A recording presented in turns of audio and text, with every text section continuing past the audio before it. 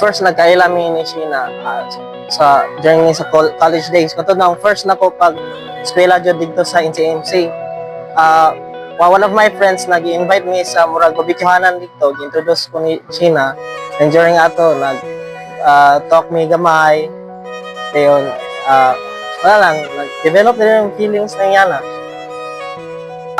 So during I think sa gabi man to nag-star gazing me dito sa murag atop sa iyang GH nag-talk me about sa among relationship, like tagaan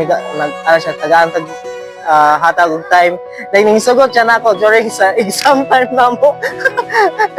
Natingala ko gatuon ko exam ana din siya nako sugot jud ka na ako ra, then gikisan rin ko din gipay pa ato ko tanan akong gilook forward, tanang kalagot, tanang sadness, tanang happiness dapat ma-feel ba dyan na po ang tanang time na nasa sa akong pagkatabi.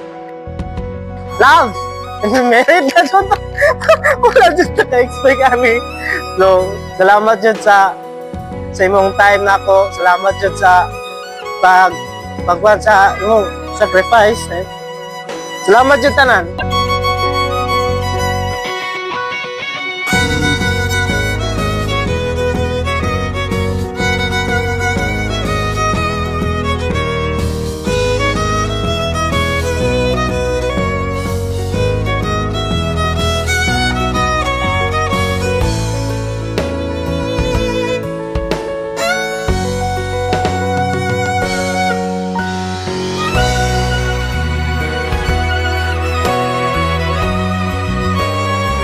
First day of school, kaila medyo nabarkada na mo siya itong nangaon ni Kuan, barbecue, paano mo siya, invite.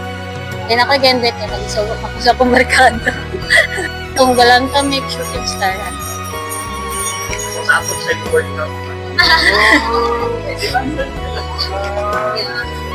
Pasal na jud lang. Magkuyag na jud min sa Kuan.